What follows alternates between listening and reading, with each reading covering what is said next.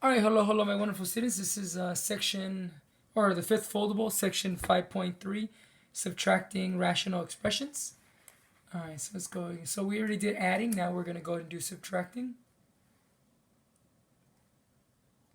All right, so the first expressions that we have, or rational expressions that we have to subtract, are 7x plus 5 over 3x squared minus x minus 2, subtracted by 4x minus 3 divided by 3x squared minus x minus 2.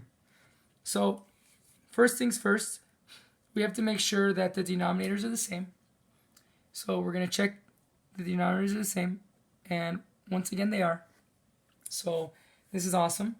So now all we really have to do is just subtract the numerators.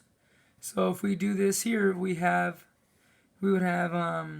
7x plus 5 minus, and I'm just going to distribute the negative because it would be like this. It goes to both, right?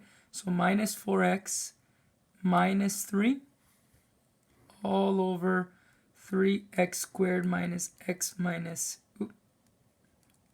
2. So we don't have to write this twice anymore because now we subtracted the numerators and it's all over the common denominator. All right, now we can go ahead and this was subtract the numerator. So now we're going to switch colors and we're going to go ahead and combine like terms. So in order to do that, we're going to have 7x minus 4x plus 5 minus 3. This is going to be all over 3x squared minus x minus 2. And now we can go ahead and actually combine like terms. We have 3x, because 7x minus 4x would give you 3x, and 5 minus 3 would give you a 2, divided by 3x squared minus x minus 2. And this would be our simplified form, or so we think, but it's actually not, because I know this will be one of these factors. I can tell by the way it looks, but we're going to go ahead and do the math just so you guys can see it as well. So this is not 1, so we have to do 3 times 2 here. 3 times negative 2, which gives us negative 6. Then we have negative 1 for the b. 3 and 2 will do this is negative. And we can go ahead and rewrite this as 3x squared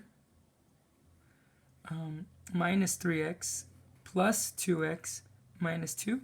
Remember, all we did is we substituted the 3x and the 2x for negative x, because this is still going to give you negative x. But now we can do factor by grouping here. And we get 3x here times x minus 1 plus 2 times x minus 1.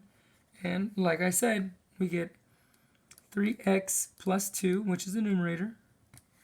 And the denominator ends up being 3x plus 2 times x minus 1.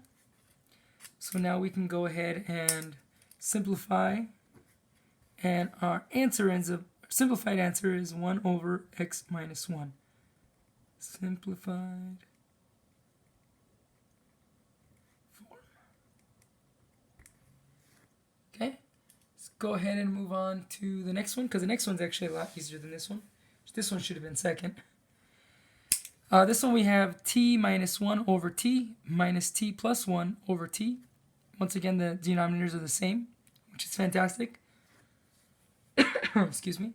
That means all we have to do is subtract the numerators. So we're going to rewrite the numerators as so.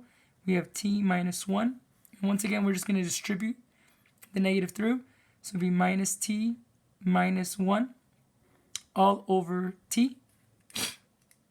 Now we're going to go, once again, subtract the numerator. Numerators, just one numerator. Oh, it is, well, whatever. Then we're going to go to green, and we're going to combine like terms. Pop, pop, pop. And we have t minus 1 all over t. Well, t minus t is 0.